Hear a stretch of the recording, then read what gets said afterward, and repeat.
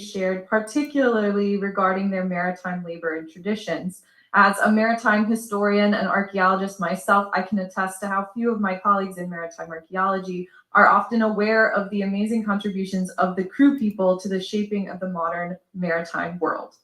So that's why we've brought together this generation of researchers in Krao studies to discuss how understanding Krao history is crucial to comprehending not just the modern world system, but also Liberia, because it's always been an integral part of this Atlantic world. So while there's no defined discipline called Krao studies, we're all working within what could eventually be called that to co-create a body of work about Krao history within the context of Liberia as a nation. We're super excited to share some of this ongoing research with you today. So up first, we're going to have Dr. Jeff Gunn. Jeff is the senior scholar among us, having completed his PhD in history at York University in Canada in 2019. He has over 110 publications across academic and popular outlets, and his book on the Krao wage labor diaspora was published by De Gruyter in 2023. You can find it for a very affordable price online. And in addition to being an independent researcher and historian, Jeff is also a highly decorated musician who has played alongside famous stars like Ellie Goulding, Mumford & Sons, and at festivals like Glastonbury. He's also appeared on National Geographic and the Canadian Broadcasting Company, and his most recent foray is as a presenter for the Canadian TV station TVO.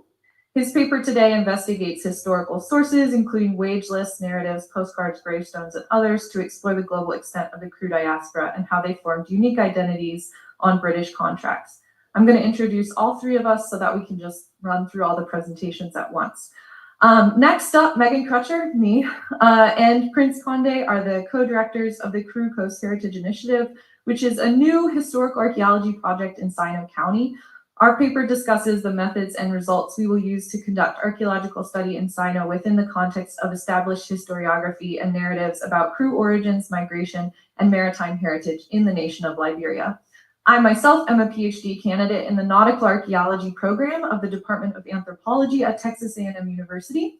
I'm a historian, an archaeological scuba diver, and an educator with experience in historical and heritage research and preservation. Prince is an IT management technician and educator with Innovative Education Liberia in Greenville, Sino County. He received a diploma in 2021 from Sino Multilateral High School with top marks in his secondary examinations. Last but not least, E. Kwakuminta Denkwa is currently a PhD student in the African History program at the University of Wisconsin-Madison. He holds an MPhil in History from the University of Ghana and a Bachelor's in History from the University of Education Winneba, also in Ghana. His current research project examines the transnational history of Krao diaspora, international politics across British West African territories of Sierra Leone, Gold Coast, and Nigeria.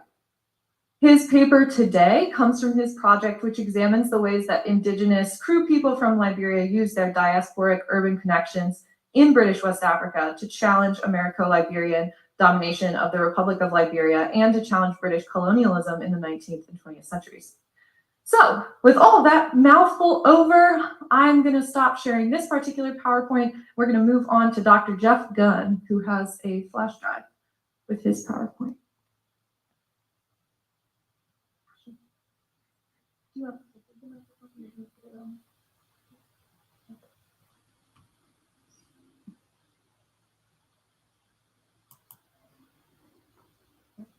So then once it's open, you can close mine if you want. Yeah, and then just go to Zoom. No, go to Zoom first. And just click on the Zoom window. Yep, and then hit share. And then share the PowerPoint window and then.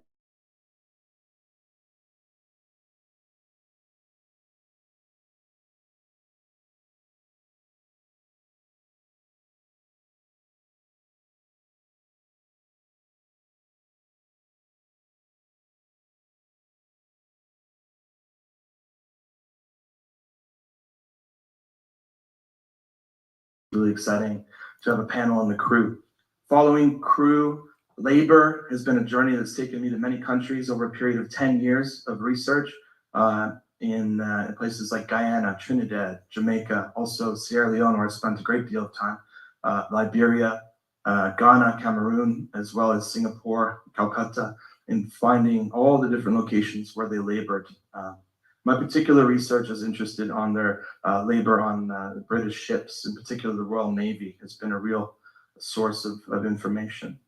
So I want to start by saying that basically, if you're going to look at the crew, you're going to have to use a lot of different sources. And there's a lot of different sources that are available.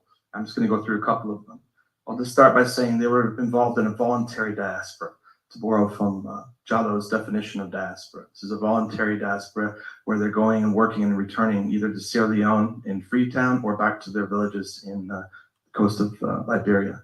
Some of the sources that I have used in the reconstruction have been Royal Navy lists, postcards, oral traditions, and oral histories, which I can touch on later, as well as histories written by crew elders, paintings, maps, newspaper illustrations, hospital ordinances, court cases, gravestones, and references to the crew in Victorian literature, Charles Dickens and others, to name a few, as well as looking at the history of words and evolution of words. Where do they appear on early maps of the region, which were based on vernaculars?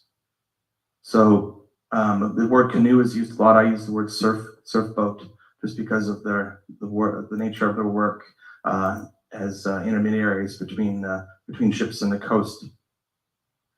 Maps have proven to be a very interesting source as well, and I just list some here. I'm happy to share them with you after.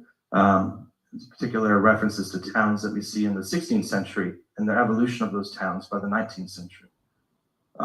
Early maps also showing the crew as well. I'm just going to skip ahead here. Oil paintings, some of the sources that I mentioned, as well as different illustrations of paintings showing the crew mark, which is a line down the forehead. Okay, some early ones, the headmen, postcards of Freetown, the crew town community in the early 19th century, or sorry, early 20th century, hospital ordinances, and it would take me a long time to go through each one. More recently, I'd say too, discovering gravestones in Zanzibar and the Indian Ocean world that markate the lives of the crew that served in the Royal Navy. Okay, literary references, I've got a few here. They continue to be referenced continuously, the crew, in literature even produced today, historical fiction and other works like that. Also, let me skip here. There's some gravestone information that I found in Zanzibar as well.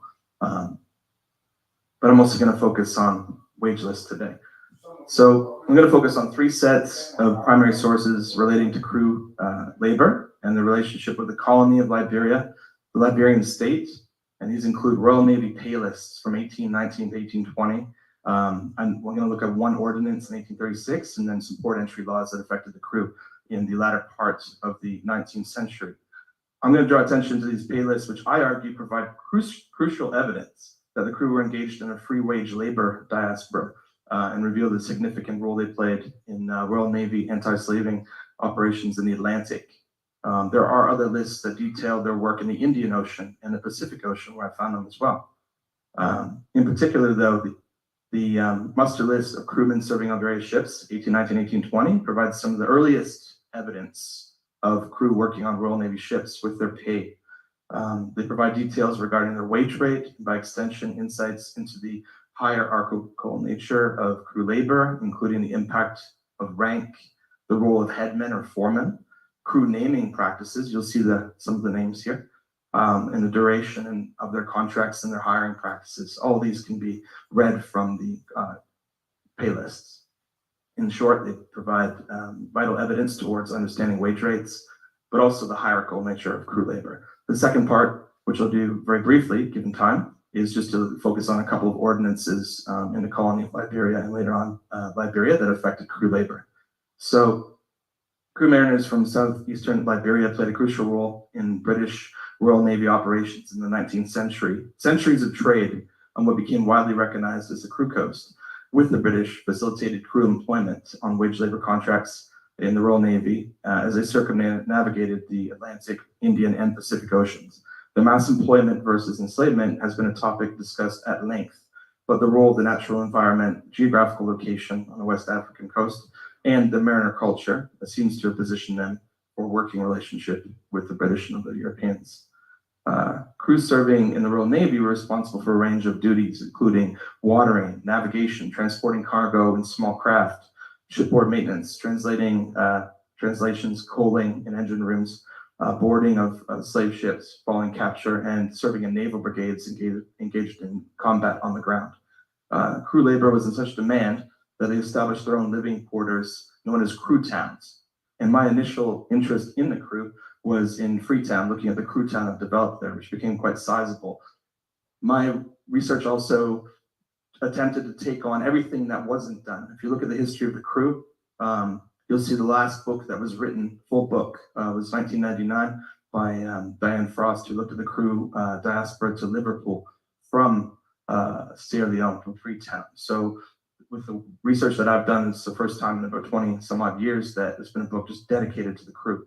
And now we have articles being developed as well too, and hopefully more books on the crew. I'll just say that they would circulate between not only their homeland villages, but also these crew towns. And they formed a network, particularly with the Royal Navy, where they would go to places like Ascension Island, Cape Town, Simonstown actually to be precise, as well as other islands like Fernando Po, and they would circulate between these locations. Now, just be mindful too, I'm talking the 19th century. Okay, you can, I think any history, there's different snippets of time where you can look and examine what's happening during those times. I'm really interested in the 19th century myself. British commercial and military growth in the Atlantic provided the opportunity for crew laborers to secure employment in the Royal Navy. From its inception in 1792, Crewtown laborers found labor in Freetown, both working shore and seaside. While shoreside workers worked in infrastructural projects in porterage, crew were hired in the Royal Navy for their ability to land small watercraft in challenging surf and South Sea terrain. Crew had a long-standing relationship with the British following centuries of trade on the coast. In 1808, Freetown became a major staging point for British anti-slave operations in the Atlantic. And as such, this proved a turning point for crew employment, as they were hired on Royal Navy vessels thereafter. Now, they may have worked earlier in the 18th century. Those are different conditions to after 1808. I'm just going to skip ahead here. There is an earlier reference to 1812 of crew working on it, but I'm focusing on 1819, 1820. These set of 6 pay lists that I was able to find was like finding a needle in a haystack. They had been mentioned before, but no one had ever actually analyzed them. So it was really quite useful in terms of looking at the length of the contract, their rank. An ordinary seaman would have been ranked like a foreman, got paid more, as you can tell. Full wages versus net wages. I'm just going to go ahead a little bit. So this is a longer, lengthier list of crew seafarers. Rank and experience determine wages. Table 1 and 2 show that variation in pay between the crew headmen, regular crew workers, and the difference between the two. I actually have 6 wage lists, and one thing I'm attempting to do now is compile a greater list. I like to go back and see if I can find everything for the 19th century, all the wage lists in one database if possible. Just going to skip ahead a little bit. This is a map here that shows a lot of the locations where they would have sailed between, both in the Atlantic world and in the Caribbean, working in the Royal Navy. Okay, and later, yes, they would establish communities in Guyana and in Trinidad, but that was for more like post-emancipation. So after, or basically 1838 onwards, they were hired in those locations. It's a little bit different history than the Royal Navy in terms of pay, in terms of length of contract, and things like that. This is an image I was able to get from South Africa, and the museum lent it to me to use. This one here shows crew mariners based out of South Africa, and they actually, excuse me, the community there wasn't nearly as big as the one in Freetown. Freetown was the greatest community, and I would say Monrovia as well. But in Cape Town, there was a staging point for operations into the Atlantic or Indian Ocean world as well. So not only were they engaged in the Atlantic, but also the Indian Ocean. And later in the 19th century, we see their names and included on the wage lists and pay lists in the Indian Ocean world. I'm just gonna go ahead a little bit. And I have a little map constructed here showing some of the locations that they would have sailed to, which included in the Middle East. One of the interesting things about studying the crew is you find them absolutely everywhere. You find them at work, engaged in anti-slavery operations in the Indian Ocean world too, well into the 1860s, 1870s period. And they will go as far as Hong Kong as well, and be involved in the Opium Wars as well too, with the Chinese. So I'm going to skip ahead for time's sake. So one thing that's setting up here is just looking at the wage lists. I'm really interested in wage labor history, and also what contributions, if you look at the global history of wage labor practices, what contributions are, where the crews sit within that framework. And if you look at an ordinance from 1836, it's about controlling crew labor in Monrovia, right? So making sure that you're taxing the presenting papers, right? Things like that. So I would say that the crew also, their value was really quite recognized as we get the colony of Liberia and later the Liberian state. The crew within that, their labor was definitely something of value. And not only were the British hiring them, the French were hiring them, the Americans were hiring them. You could do a whole talk on their service on American ships as well too. It might be another talk for the future, but I'm just focusing on the British. Also, they worked in German factories all the way down to Namibia, which I've been to Swakopmund and those places in Namibia. And they had a long history of kind of circulating between the different factories and working there as well too. I'm just going to skip ahead a little bit here. One thing I want to say about pay rank too, in these different locations, was that it was based on regulations and instructions, and basically, which was first established in 1731. So they would definitely be paid more if you were an ordinary seaman or a foreman. We get paid more than a regular worker, and the goal might be to ascend that into the rank of ordinary seaman.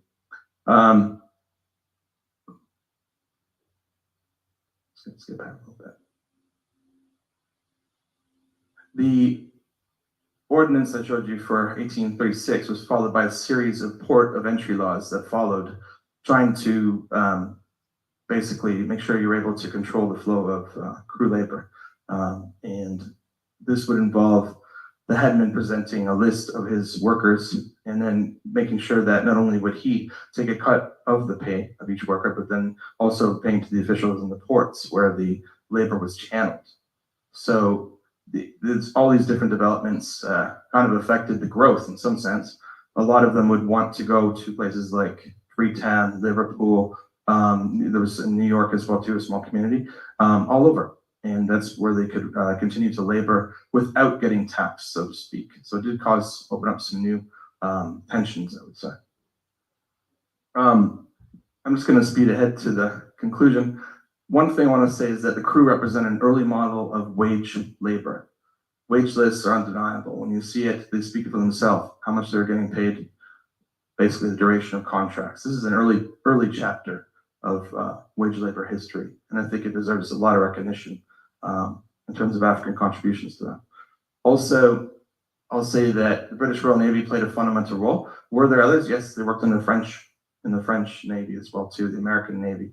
And like I said, it'd be a really interesting project to kind of look and compare all the different pay rates and their experiences in those different places. The Liberian state, yes, influenced crew labor and also influenced their diaspora to other locations as well too. And transformations, I would say that basically you have a lot of different things happening here. It leads to a lot of transformations at home. Suddenly, you know, the goal is to go work abroad to get into that wage labor cycle. And some people never leave either. Some people stay in Freetown and just stay there. There's still a huge sizable community today. When I went there and spoke with Chief Davis about 10 years ago, you'll find too in my work that I do a lot of oral histories. And I was fortunate enough to meet one guy, I told you the story before, about 10 years ago, 2012, when I went there, just by chance. He was 95 years old, or 90 years old, 95, I believe. And his father had been a headman in the 19th century, and he was, you know, born in 1719. And so his father had him rather late, he told me, and that's an interesting oral history, I would say, his experiences from his father and detailing those to me, which I was very fortunate to have the talk with him. Also going to other locations and trying to find oral histories has been a challenge. In places like places like Guyana and Trinidad, the Krao community's pretty much dwindled. There's not a lot of people, I would say, who would self-identify as having Krao. And if they are, it's not nearly the size as you would find in places like Freetown and in other locations too. I went to Ghana as well too, and had to talk to not Krao people, but they spoke in Ga, and interviewed them because there was a community there, which I'm sure Waco could speak to. So I found all these things quite interesting, and I think they really do have an important chapter in a unique history, I would say. Okay, compared to what we're familiar with in the Atlantic world. So I think they do play an interesting role, and I think that for my own part, it's a real honor to be able to research and provide some of this information to the world for others to kind of take up and do that, and hope to in the future return to Liberia and do some amazing work with the community there. So thank you.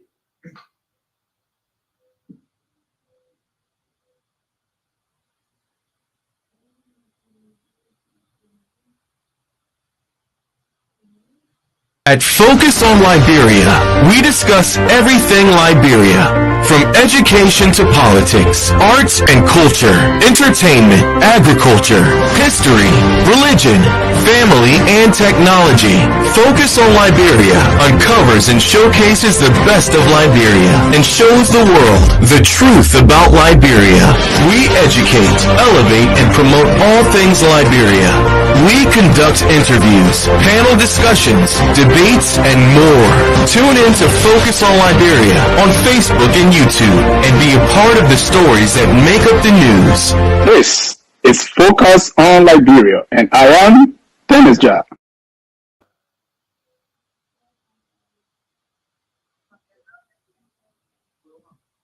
Yeah, I'll answer now.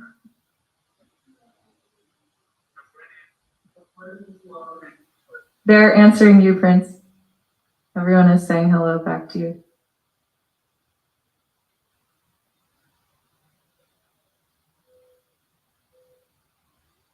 Hello, can you hear me? Yeah, I'm getting you. You are not that much clear. Okay, so we're putting you on speakerphone to the microphone. So if you want to begin in the way that you had said you want to begin, you can do that now.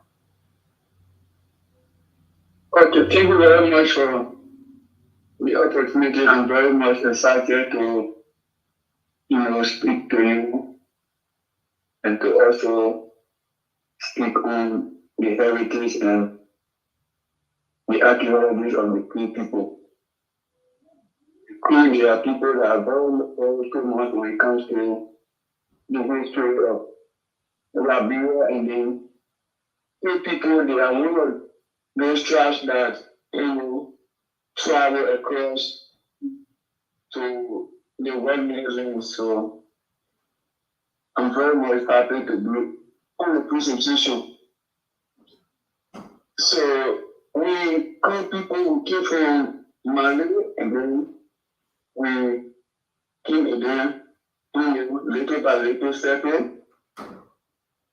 So very like some places where we had the confusion, and then we moved till we were able to settle down in the southeastern part of Liberia, which is Sino. And then some were blessed to go down the forest, the national park, which is the last part of the Krao land where I came from. And then some were also having the opportunity to settle by the coast. So you see, from the beginning of the initial stage, people were not, used to the coast. So like it was like from me to you, where few members or few people of the Krao tribe that settled near the coast were sometimes visiting the rest of the other sections of the Krao. Then they started educating them about the surf, which is from the sea, because back in the days, people were not using the swords and what have you. They were not in any form of knowledge about technology. But as time went by, when they started trading with the European, the eyes begin to open to salt, the uses of iron, steel, and other things. So those from the coastal part that were doing the trading with the European started to educate the rest of the crew that was like far from the coast in the very interiors. So they started calling some of them, and then when they came over, they started to join the rest of the guys, the rest of the people that were on the ships. And then as time goes by, they started, opening to what is called civilization.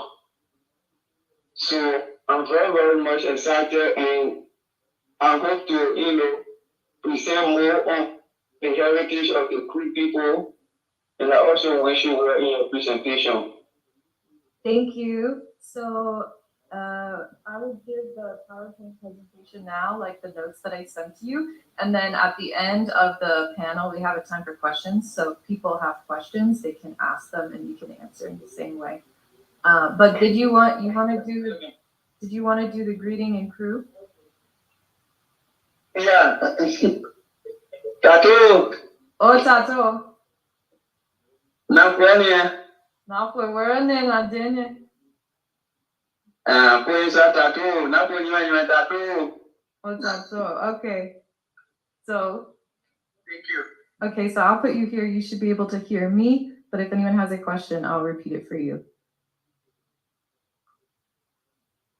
Okay, so Prince wanted me to demonstrate my growing knowledge of the Krao language for you all.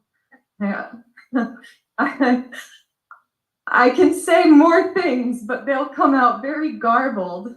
I've just recently learned the word for the USA, so that's cool. And if you would like to test my knowledge yourself, please don't. So I will say this is the first presentation I've given about our project where my first slide is not a map of West Africa depicting where the country of Liberia is. So it's really a pleasure to be here and speak to an audience of people interested in specifically the Liberian context, which is what we're looking at. So we've already introduced ourselves. Prince has done an excellent job introducing some of the context of our project. And I'm going to ask him to mute. Can you mute your microphone? Thank you. Okay, so our project, which is steadily growing, is called the Krao Coast Heritage Initiative. And what we're basically attempting to do in Sino County is to understand, document, record, analyze, and share the history of the Krao people in Sino and across the world. I've also chosen to include the Krao name for themselves in dialect. So if you came to this presentation with the idea that the word crew comes from C-R-E-W, which is the ship's crew, that's not confirmed by any member of the Krao speaking group, which is called Krao. So far, we would like to present some very preliminary results that have helped us better understand Krao origins, migration, maritime heritage, and trade. So while we have not yet gotten to conduct what I'll call, quote, real archaeology, we have so far used history and created new primary sources through oral histories that we're currently processing. So today we want to share a little bit about our project and where we hope to take it in the future, as we're still both babies, both ourselves, and also our project is a baby. So we're using archaeology and oral history to illustrate the importance of addressing the historical exclusion of Krao voices from archival sources, which are most often dominated by European perspectives. So yesterday I was struck by a discussion of the methodologies of history and archaeology, and I think a lot of people in this room are historians. Oh, we're going to video. Okay, cool. So now we're on video, but you can only see me and I can only see you. So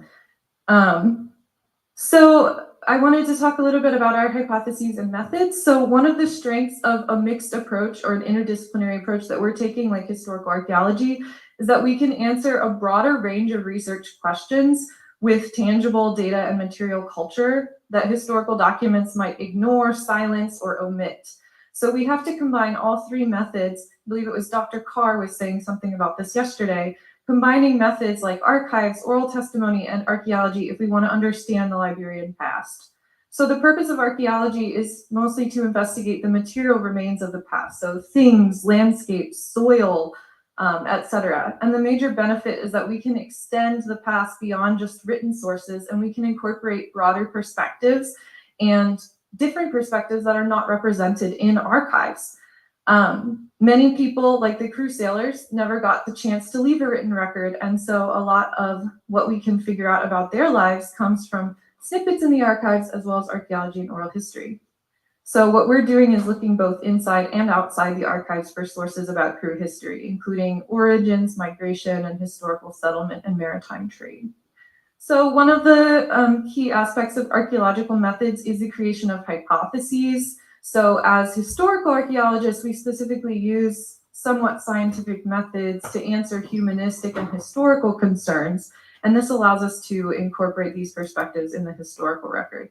So I'll get to some of our hypotheses and how we're kind of testing them throughout the presentation because they're tied up with the methods and the results that we've chosen to incorporate. But I will say, related to this photo here, most of our sites and our discussion with people has been related to the Tartwe Krao people, of which Prince is a proud member. The Krao are broken into 48 subsections, which are now governed by the United Krao Congress, where representatives from each section form a type of legislature-ish that presents a united front in Liberian politics and society. So the sections most represented in the area of Sino in which we're working are the Tartwe, Draco, Sapo, and then the coastal people, who mostly have their own small town sections. And some historians have called this the proper Krao or the original Krao. We have a list of the 48 sections in case of interest, and we're working on putting that onto a map.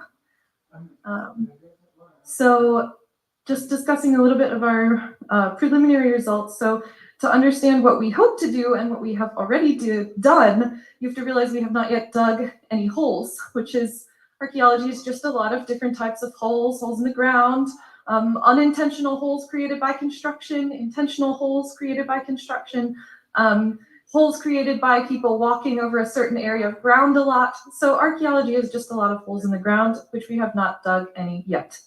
But archaeology also involves things like remote sensing and surveying and looking at land use through maps. So our project originally started because maps of West Africa and the towns they contained on the Liberian coast, including such a Krao. This is a map that I created to demonstrate some of those sections of the Krao and some areas that we visited within Sino County. I have a better version of this I can send to anyone who's interested. But basically, historical maps show the existence of Setra Krao, which is one of the primary locations of what's called the proper Krao or the original Krao. And one of the earliest maps we found is actually Dutch, so it's from the Netherlands. That's this, and the original copy of this is a later copy, but the original copy is 1621. So if you zoom in on this, you can see Setra Krao. So what we're identifying here just through maps, which I can literally do from my office at home, is the long-term existence of these Krao towns on the Liberian coast. So historians have mentioned that the first mention of the word Krao, which was Krao, you saw that on Jeff's slide, comes from a 1588 English source. Maps are actually able to push that further. There's a Portuguese map discussed by Andreas Massing from the 1520s, where the word As Kraus appears in the region. I happen to research in Portuguese and Spanish, so I'm not part of the Anglo-Atlantic crowd, but I do look at the Luso-Atlantic, so I can read Portuguese. I can't speak it, don't ask me. Ask me to speak Krao instead. But when you say this word that appears on the map in Massing's work, when you say this word with a Portuguese accent, it sounds exactly like the way that Krao sounds when you say it in Krao. So that seems to confirm the existence of the Krao people on the coast, at least by the 1520s when this map appeared.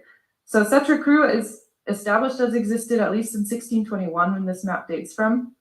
And so that's our first hypothesis, is that archaeology will allow us to push that historical date and that historical data further back through the material record. So how are we testing this? Again, I can be an armchair archaeologist. I can sit in my home and look at satellite imagery, which is one major component of some things we've been doing. So looking at satellite imagery, but then more importantly, actually going out on the ground and talking to people and looking at sites in person. We can't just sit there and pretend like we know everything from far away. So a lot of this has involved actually going to Sutter Crew. So I've been to Sutter Crew twice now. Prince has been many more times. So you can see photos here. And I'm going to move to the next satellite image. So another thing that we're looking at is satellite remote sensing, which often appears like magic. And I will say I'm not an expert in satellite remote sensing. So if you are, plug your ears. So satellite remote sensing allows us to identify targets for survey so that we can maximize the amount of time and efficiency we have on the ground, because a lot of these areas are difficult to get to. And so by doing so, we can identify areas of interest that we might want to investigate further archaeologically, or that we might even want to ask people about. So satellite remote sensing, this happens to be a satellite aerial image from the Copernicus satellite. It has some red bandwidths here, which basically is like a form of infrared satellite photography. So this isn't what like it actually looks like, right? You saw that picture of the aerial image of Sutter Crew. It's like green and, you know, there's houses and whatever. This is an infrared image that allows you to see soil compaction and vegetation humidity levels and things like that. So one of the things that you can see here, if you're kind of like a visual pattern recognition person, so you can kind of see these two sort of roads / footpaths that are leading from the center of Sutter Crew, which is there. And these actually exist in real life. So we were able to identify them on satellite images, and then they're also the paths that we walk to get to Sutter Crew. So these tend to be really interesting because a lot of these paths are well worn, they're walked over time. And in this image particularly, the really gray areas that look like it's just like gray and washed out, that's actually an area where there's less human activity in the modern period. It's the areas that are kind of green and really like bright in this image that are more used nowadays. So those are like normally fields or pepper gardens, things like that, where people are really working now and moving a lot of soil. The areas that are just dark gray are areas where soil is not really being moved or where there's very heavy vegetation. So that's one of the limitations of satellite imagery, especially when you're in a context where there's heavy vegetation, you can't see everything. And that's where surveying on the ground is really important. So like I said, the primary town we're targeting right now is Sutter Crew. And I showed you those pictures from on the ground. So we have not dug any holes yet, but we did have a very lucky and fortuitous find unintentionally on the surface while on a walk. We did not set out on our walk intending to find these things. We actually set out intending to find a bathroom. And instead, we walked on the footpath and I saw that white and blue bit in the bottom left-hand corner. Right here, you can see it. I saw that and I thought that's actually a British shell-edged ceramic. That's a plate from the mid-19th century. And so I kind of like brushed the ground a little bit with my hand, and all these other things in that image were right on the surface. So these are all 19th century materials, most likely. These ceramics are definitely late 19th century, but we also have some glass bottle finishes here. And these are right at the surface. And so this gives us a hint that we are looking at least in the right place. And because these are mostly British and they're tableware, that also gives us a hint about trade that's happening. So this was a really interesting thing that was on the surface, a blue glass bead, just right there on the surface. That's pretty interesting and lucky. If you find anything on your way to the bathroom here that's this interesting, please let me know.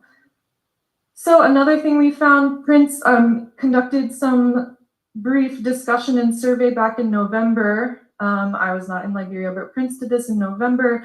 And he and an elderly farmer found a very large cache of stoneware and glass gin, also on the surface.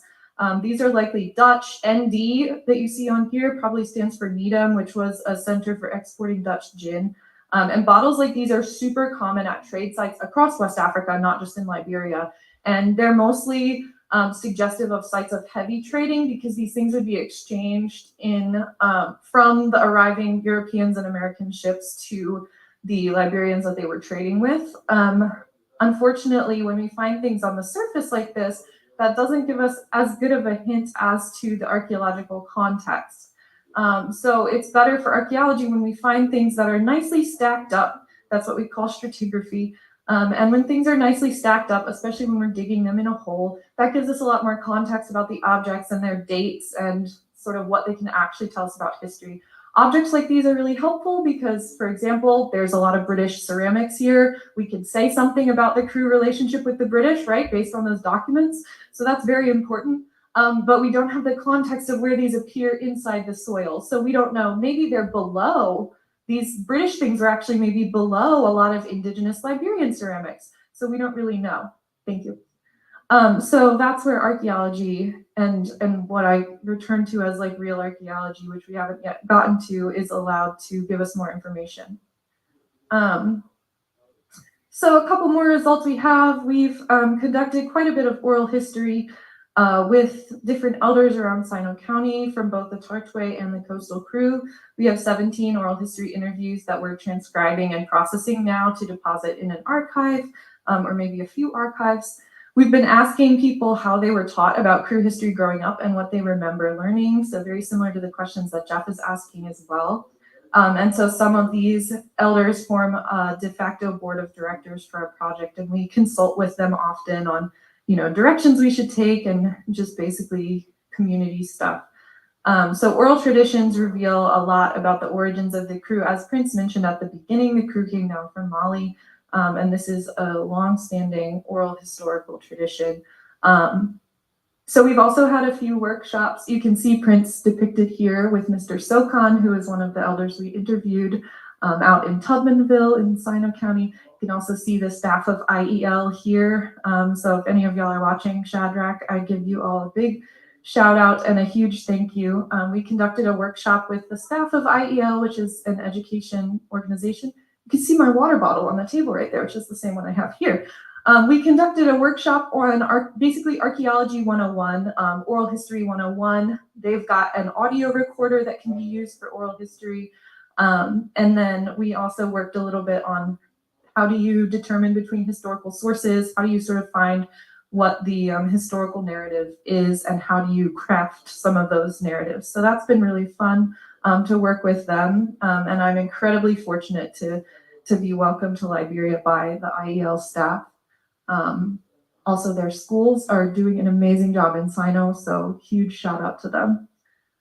Our sort of third result is maritime heritage. So this is the final domain of results we have to discuss. European sources really emphasize the Kroo livelihood based on contract and wage labor in maritime domains and aboard ships.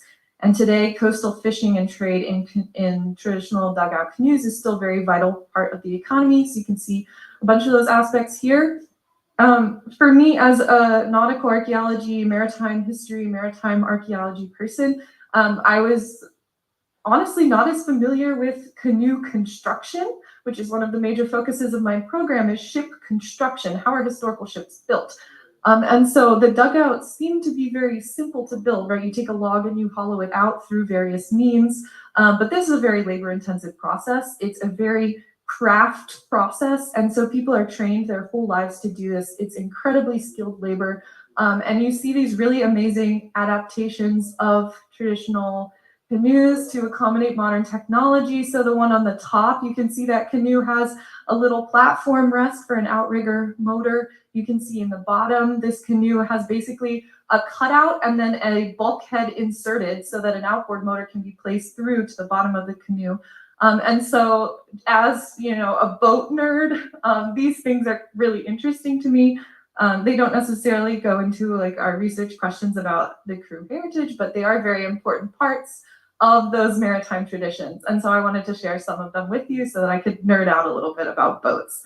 I will also say that part of our work is bringing the Kroo heritage and legacy to the rest of the world. So while the Kroo are very aware and celebratory of their own contributions to the Atlantic world, the rest of the world is not. And so bringing those stories out to other audiences has been a major focus of my research.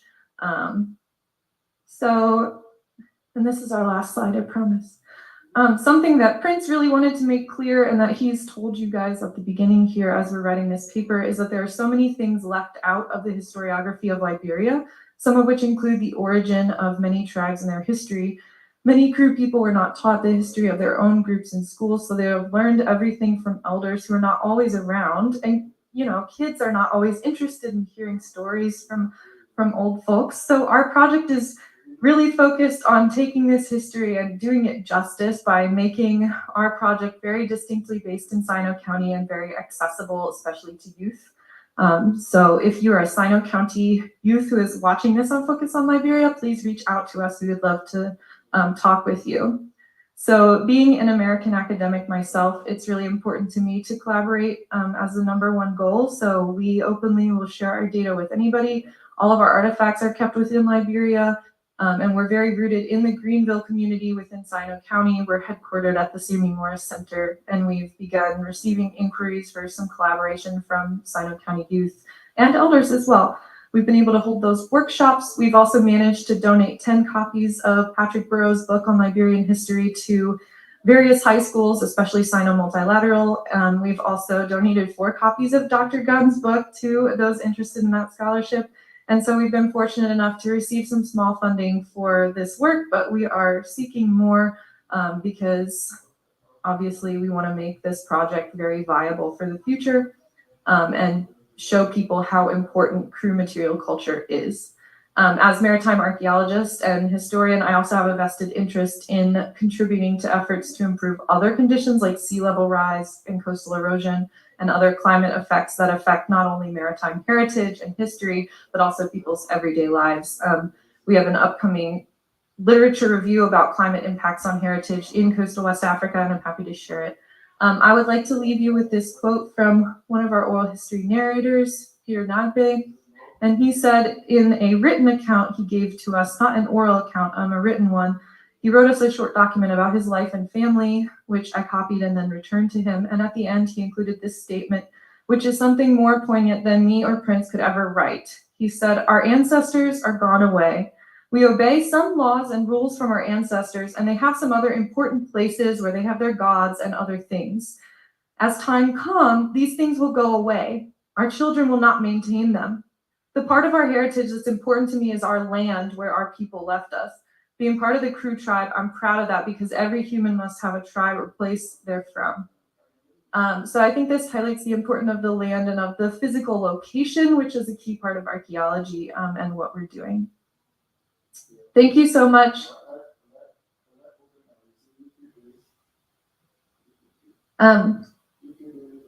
Prince, do you have anything to add very quickly? Or you want to wait till questions? We'll go to questions. Yeah, okay. Right. 20 minutes, yeah, sure.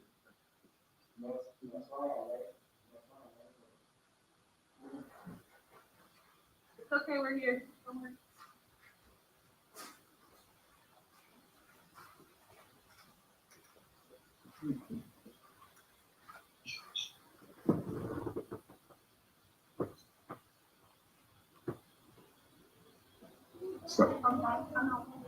Hi. We'll come back to that. Okay. Yeah. So now you can launch.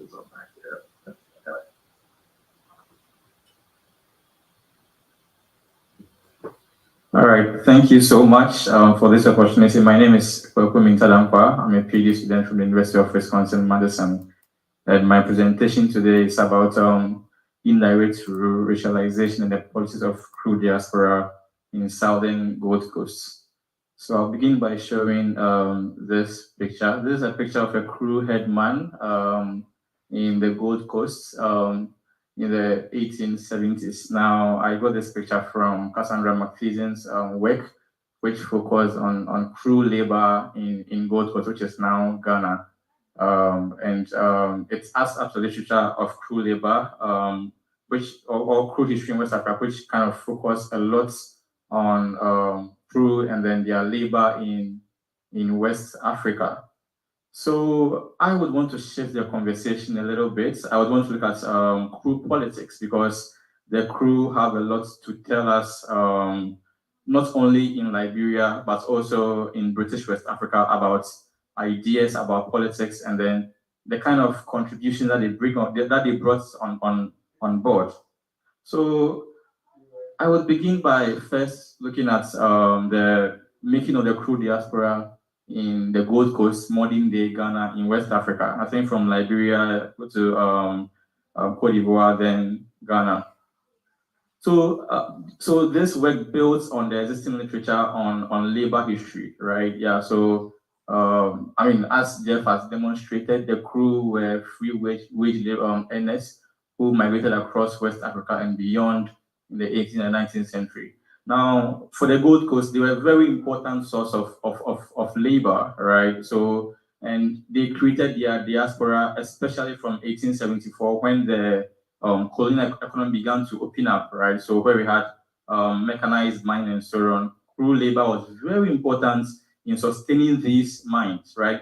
Without Krao labor, these mines in the Gold Coast would not have functioned properly, right? So Krao labor was very crucial in this process, and because of that, the British colonial government began to put in place measures to sustain or to keep the Krao labor, because Krao were also needed in the colonial economy among the French, right, in Cote d'Ivoire, right, in Ivory Coast. So you had to entice them to stay within your colony.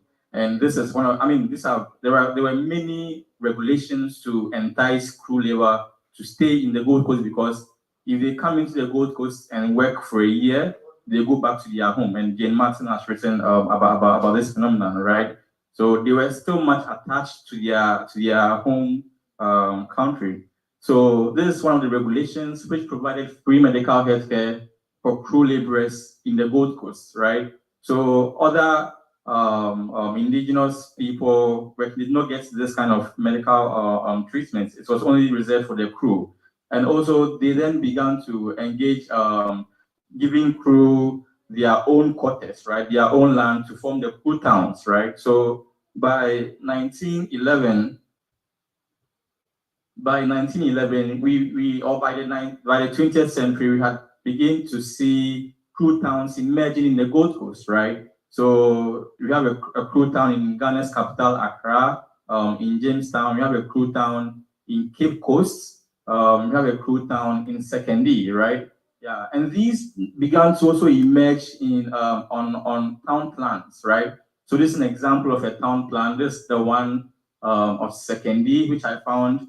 And showing the Krao town. So I don't know if you can see, the Krao town is right there, right? In the middle there, right? And if you look at the statistics of Krao labor or Krao people as compared to other groups of people, they were even more than some internal migrants within the Gold Coast itself. So that should tell you how the Krao were creating their own niche within the colonial establishments in West Africa. So I was going to focus now on the Krao towns themselves, right? And this helps me to now come into my argument or the focus of my paper today. So I'm looking at the Krao towns itself and then the political structure within the Krao town. Bear in mind, I'm trying to shift away from the narrative on labor to focus on the politics, because most of the narratives on labor treats the Krao as people who engage in menial jobs, right? Yeah, in British West Africa, especially in Ghana, right? People who engage in jobs that nobody wants to do. So I want to shift that narrative and do something else. So if you look at the political structure, it was very instructive, right? So we had the Krao headman. Now the Krao headman was a kind of an evolution of the Krao headman, which was the head of the gangs, right? Yeah. So with this one, he was the head of the whole Krao community, right? And then interestingly, the Krao headman was not through inheritance, right? They were elected. And this same process was seen in Sierra Leone, right? And then Frost discussed this issue. And interestingly, in Sierra Leone, the elections was for a period of 5 years, right? Periodic elections, right? Among the Krao community. And that was very interesting. So they had the Council of Elders, they had the labor organizations, and one of the labor organizations I found in the Gold Coast was the Liberian Union by the Krao workers at the Kolebu Teaching Hospital, one of the biggest of the hospitals in Ghana. Of course, you had the family heads and then youth groups, right? So called the Liberian youth group. So you have this kind of society or that kind of political structure within the Krao towns themselves, right? Yeah. So no, the point is that I am thinking about these political structures as more or less an expression of their own political imaginations, right? The kind of political imaginations that probably they might not have enjoyed back home in Liberia because they only had citizenship right in the 20th century, right? So I'm just thinking about these as a counterpoint to these kind of exclusion within their own homelands. All right. So I go back to the idea of indirect rule in the Gold Coast. Now, in 1927, the Gold Coast government promulgated the Native Administrative Ordinance, right? So now this Native Administrative Ordinance was to mold traditional administration throughout the colony to mimic the Akan political setup. So again, so the colonial government was finding a way to control Africans, right? And the idea was to rule through African chiefs and African leaders, right? So they had to use the Akan political system because the Akan were the majority and they had a structural system. So they had the chief, the elders, they had a strong military. So they coerced most of all ethnic groups to mimic this political system so that they could rule through this political system, right? So the point is that by doing this, they were creating the idea of the native, right? Which I'll talk about shortly. So they had the native institutions such as native courts. So instead of going to British courts, if you do something within the colonial system, you'll be taken to a native court, right? You'll be judged by your own chief. They had native prisons, right? Native treasury. So the traditional structure would collect taxes on behalf of the colonial government and then so give it to the colonial government. So there was that kind of system of creating the idea of nativity. But one of the key things that most people have discussed is that this idea of native authority and indirect rule gave too much powers to the native authorities, right? It gave too much power to the native authorities because they could now use these powers in their own interests, right? Yeah, they could now use these powers in their own interests and sometimes even become tyrannical, right? Yeah. Now, it is interesting to know that this idea of nativization was also an idea of racialization, right? And because this idea of nativization then separated Europeans or non-Africans from Africans within the colonial system, right?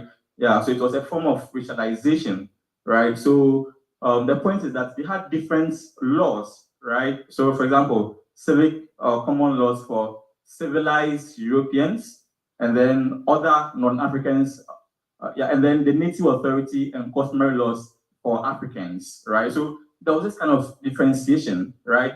Now, one of the key ideas of having this differentiation. So the British were saying that they were promoting tradition, right? Of course, that's what they are going to pronounce. But you could see that they were trying to limit racial contacts and also find a way to impose their own hegemony, right? So the point is that everybody was lumped together. All Africans were lumped together as natives, right? Because they felt they were more or less backward and they needed their own system of adjudication. So this is a picture of a book, Jeremiah Pierre, a very interesting book which discuss these issues into details about the idea of nativization and racialization. Now, so this is where my argument comes in, that the Krao used their unique political status as migrants from an independent African country, which is Liberia, to challenge the British imposition of native status on them, right? So most of the literature talk about how educated elites and people of mixed race could not fit into this binary of colonial categorization, right? But what I'm also trying to say with this argument, with this paper, is to draw attention to how the crew migrants did not fit into this colonial binary, right, of native and then non-native, right? They didn't fit because they were citizens of an independent Liberian countries, independent Liberia, and because of that, they could not fit into this binary. Now, in most of these records, right, the crew kept making reference towards an agreement between Liberia and then the United Kingdom, the UK, right? So that was the Anglo-Liberian Treaty of 1848, right? And interestingly, when this treaty was being promulgated, the crew who were using it in the 20th century had not received membership into or become citizens of Liberia officially, right? Yeah, so the point is that under the colonial system, the crew were using this provision, right, for their own political expediency, right, and to show their political agency, right? Yeah. So most of the letters reference these provisions, and this is interesting because most of what we think about the crew are laborers who come in because of the British. We don't think about how they were even challenging British rule and British ideas about categorization, right? And this, for me, this is very instructive, where most of the crew were quoting these provisions. So in most of these provisions, the crew forced the British colonial government to respect the agreements, right? So again, you are calling other people natives, but you don't even respect your own agreements, right? So the crew were reminding the British to respect these agreements. And in most cases, the British officials pretended not to be aware of these agreements, right? Yeah, they pretended not to be aware of these agreements. And they had a potential. So the reason why the British would pretend not to be aware of these agreements is that if the crew are able to, undo themselves from the status of native, right, this may awaken other Africans to also challenge that idea. So again, we see the crew and the kind of discourse that they bring to West African politics, right? So for me, it was a threat to the racial projects of the colonial system, right? So I'll just here show some of the letters, some of the correspondence. I don't know if you can see from behind, right? Some of the correspondence that I found. I found this in the archives in Accra. So this was a letter from the British legation to the Liberian states, asking whether the crew have the native status or not, right? And some points is very instructive for me. So the third paragraph, right? The British legation, the Liberian state writes that it may also be useful to point out that the legal rights of Liberian citizens residing in the British colonies are controlled and safeguarded by Article 2 of the Anglo-Liberian Treaty, the same treaty, right? So again, it's puzzling why the British would pretend as if they don't know this treaty, right? And then you have to write to the Liberian regime or the Liberian states to ask about this treaty. And the Liberian state would reply and tell them that you're supposed to respect this treaty, right? Because that kind of treaty puts the crew people on equal footing with other Europeans within the Gold Coast and other British West African territories. There's also another letter. So in most cases, and it's interesting, in most cases where this arrangement was abused, the crew actually challenged these provisions, right? So this is also another letter that I found in the Western Province. The crew actually hired one of the key nationalists. So he was a lawyer in the Gold Coast, Auno Reina, right, regarding this issue. And then he realized that the British governments were kind of violating their own agreements, right? So again, I think there is an interesting, so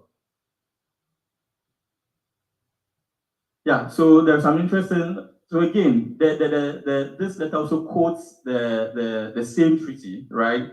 So trying to show the British governments how they're supposed to respect their own agreements, but also more importantly, how the crew did not fit into this category of natives and then non-natives. Now, in conclusion, I just want to make the point that the idea of British indirect rule was a project of racialization, and then the coup did not fit the racial category in British West Africa, right? And then so for me, they are on equal footing in terms of political ideas, right? Just like the renowned British West African educated people. But again, because we treat them as just laborers, we don't see these things, right? But if you look at the kind of policies that they engage in British West Africa, we realize how they were able to engage with these political ideas. So they use their unique political status as citizens of Liberia to challenge the British racial categorizations and the notions of blackness, right, within the colonial settings. Thank you.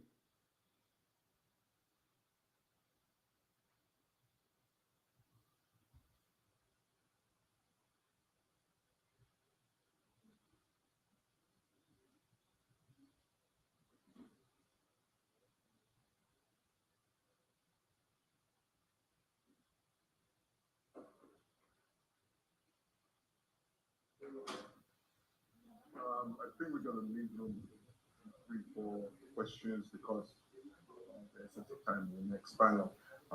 So please come forward if you have a team first, then Dr. Kaifa, okay, and then Mary, please. All right, thank you. Thank you so much. I have too many questions. The last paper, very good. I believe that letter was signed by Clarence Lorenzo Simpson. Okay. He was the Secretary of State in Liberia in the 1930s under President Barclay. So later Liberian ambassador to the United States.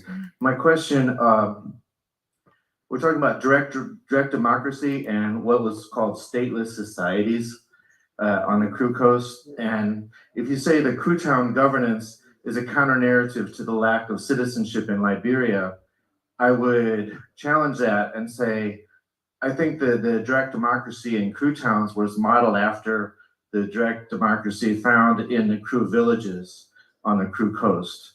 But I would need evidence, more evidence to back that up, because historians rely on evidence, of course. The first presentation, the definition of Krao in historical times, the 19th century, also included a lot of Bassa and Grebo sold sailors as well, and probably Sapo as well.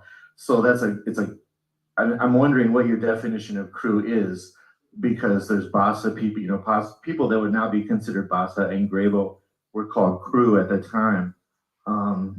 Also, it's important to point out that many parts of the Krao Coast were independent from the Republic of Liberia up until the 1930s. Those major revolts that took place on the Krao Coast that were suppressed by the Liberian Frontier Force, major battles. And so I would assert that there was Krao autonomy up to 1920s and 1930s that were forced to join the Republic of Liberia. It wasn't, they didn't want to, they were forced to by military might. Anyway, the Krao towns, I was wondering about the Krao town in Harper, Maryland, if you visited that one. There's also a Krao town there. And I'm interested in a Krao town in Liverpool, if there's anything left of that. Do you guys want to come forward to grab any of the questions? Do you want to respond? Yeah. Thank you. It's an interesting suggestion. So I think I'll have to look more into the Krao communities within Liberia itself, right? And like look at their political structure. For me, it would even solidify my arguments about the Krao, like about their political ideas, right? Because within this period, the Krao bringing these ideas, right? We don't really pay attention to these things, right? So for me, I appreciate the comments. Thank you.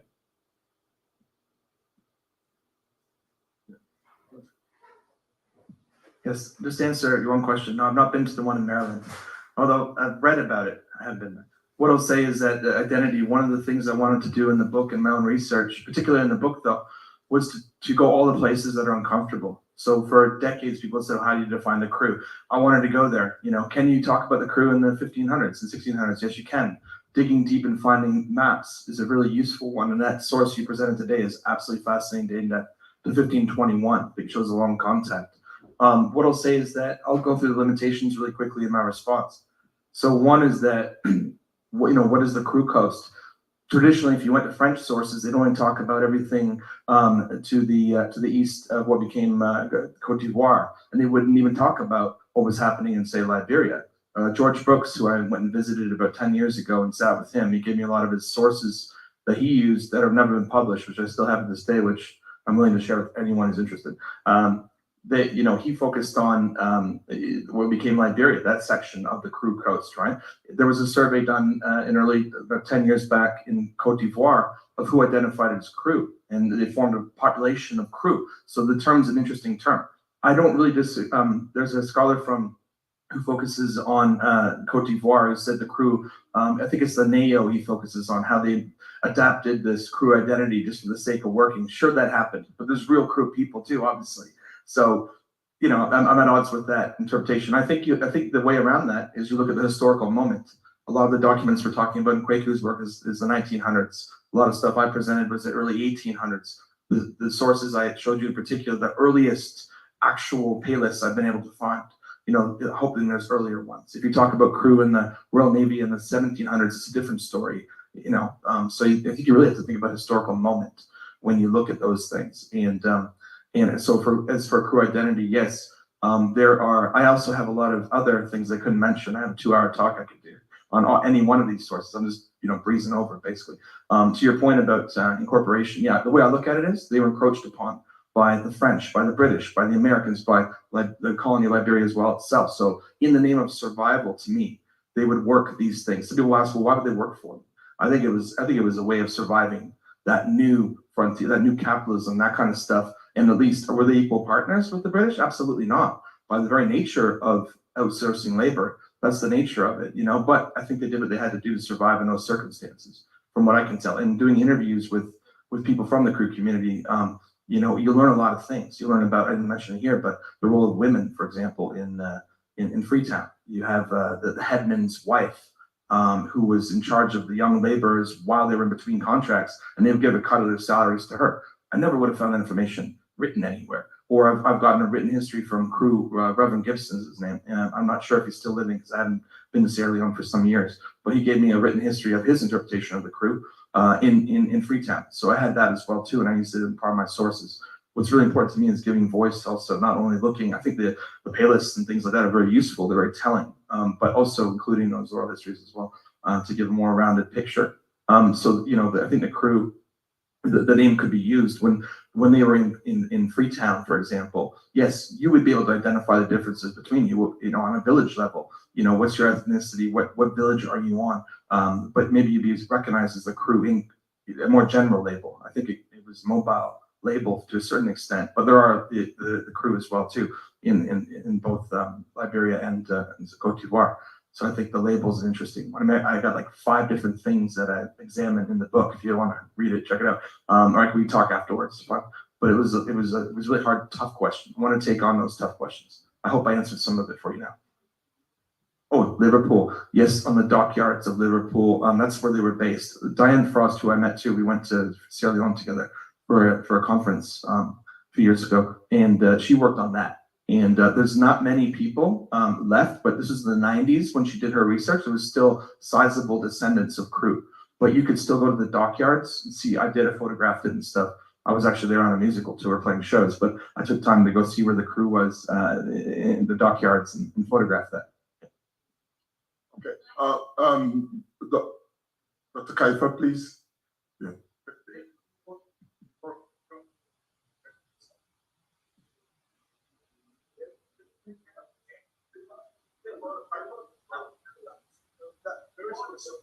Mary question has to be the last question because we have to go to the next panel. You want to come over here, please? Thank you. Thank you. With such a rich history, where the Krao interested in education, did they go to school? Did they build ships? Did they do anything other than just work? What was the economy like? what kind of contribution did they make in terms of the economy of Liberia, within France? What happened to them? Thank you. Well, Mary?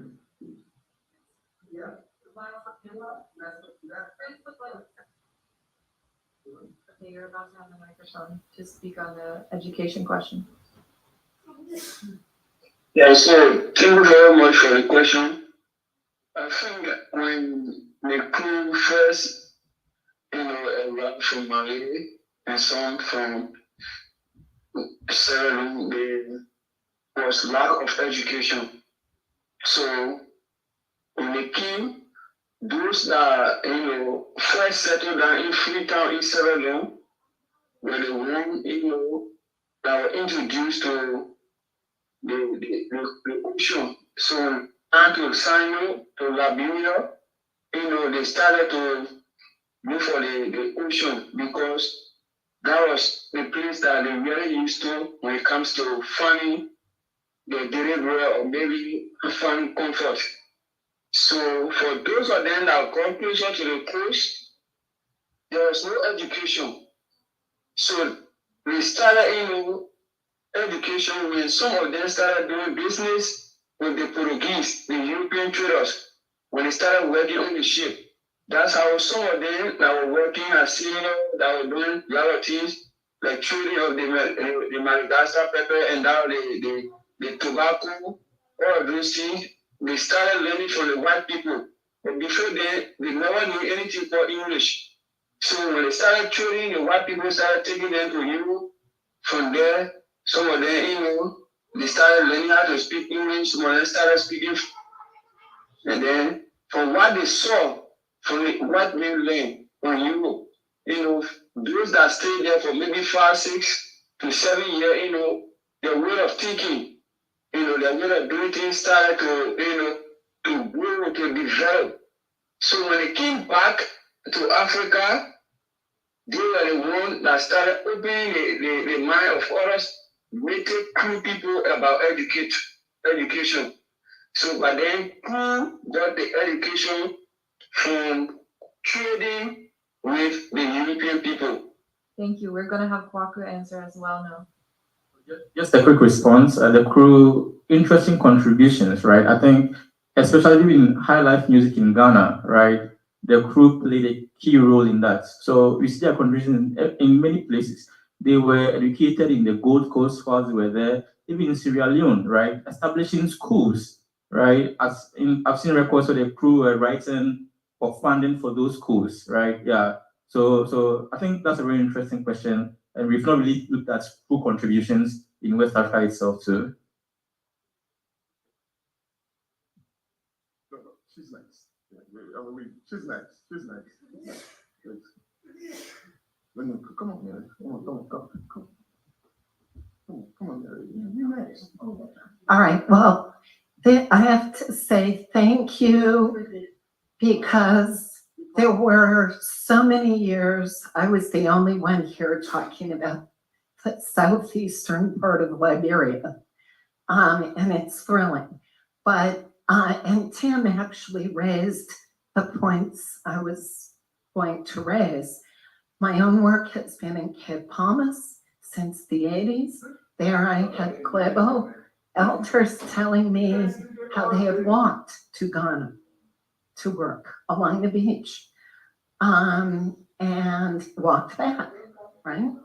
One question I did have for Jeff, since you've worked with the payroll sheets, my understanding from Brooks's work and from what people in Cape Palmas were telling me was that crew, which included lots of Glebo, right, wanted their wages in goods, not cash. And so when did that conversion happen? And I use that as a way to talk about stores of cloths that women in the Southeast collect that was part of their reciprocal exchanges with husbands, marriage payments, payments by son-in-laws to mother-in-laws when they returned from those trips and married. So anyway, but thank you all. That's so great. Gonna have him respond then. This is the last one. From what I've been able to find is that it was wages in kind, it was agreed upon value. So that a lot of times the cloth, iron bars, all these different things, cowrie shells, all these different items had a certain value, which they can then in turn trade and bring back. I'm talking from Sierra Leone, from Freetown, bring it back to the villages on the Kroo Coast. Or sometimes too, they also develop their own currency, which I showed you a little picture of earlier in the slideshow. What became popular in the 1890s as a Kroo currency itself. Not that different from say using cowrie shells and things like that. I would say in kind though, the exact moment in time when everyone switched over to hard cash, I don't know that it could be nailed down to a certain date. I think it might have developed in different ways, different locations over time. But certainly in kind, I think I can say with confidence was the main method. Yeah. Okay. Mohammed. Yeah, quickly.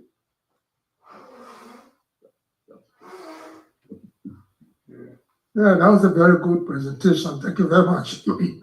When it comes to ethnic group in the West African, the British colonial empire, French colonial empire, a lot of treaties with Liberia with those ethnic groups. Some of them are closer to the boundary, like the Kroo in Sierra Leone, they pose too much a problem. The Kroo specifically in Ghana, maybe the citizenship was not quite clear. Even up to the independent, Kwame Nkrumah deported them to Liberia under Tubman administration. And that was a move because they were not a citizen of Ghana. So they were deported. I wonder whether you have looked at that, why or the Nkrumah deported people who were supposed to be citizens of Ghana back to Liberia because they were ethnic group affiliated to Liberia. That's interesting because in Ghana there's like I don't know a secret that even Nkrumah was a Liberian, right? Yeah.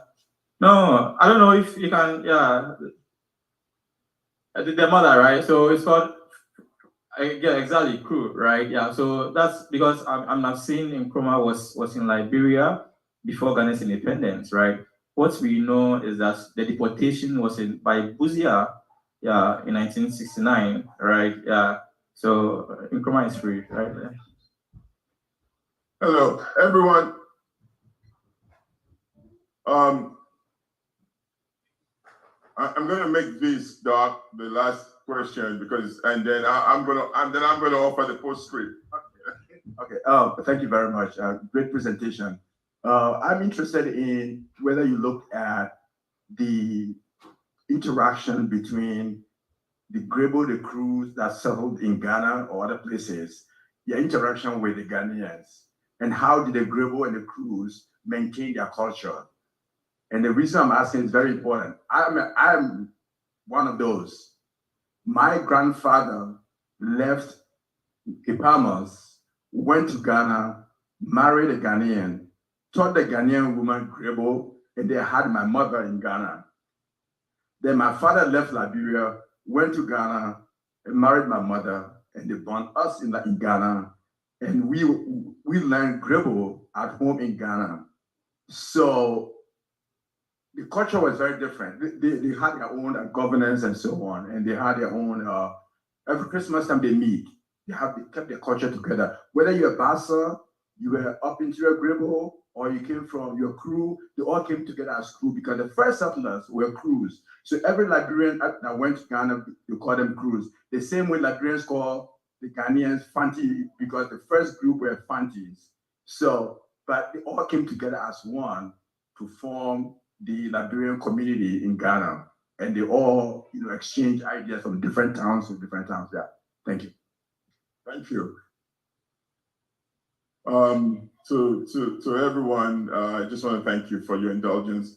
This is a very good presentation. We really appreciate it. So I'm going to act like a priest now, a pastor, and offer my own postscript. So given what seems like a binary role of the Kroo, the issue of identity that you mentioned is very, very important. And a recent work, which is forthcoming from Bloomsbury, from me, will tend to look at the role of the crew in the invasion of 1889 on Benin Kingdom. And my concern, of course, which I didn't go too much into it, is whether that identity issue that you are trying to identify was a matter of the cooptation of the crew into the imperialistic tendencies of the British government, or was it something that came out of the ordinary of because they are free wage labor, as some of you pointed out, so I will share my work at some point, but I need to talk to you guys at the end of the panel. All right, thank you very much. We have about 3, 4, 5 minutes to just kind of stretch a little bit, get some water and get fresh and come back. And Mary and Sam can prepare for the next presentation. Thank you.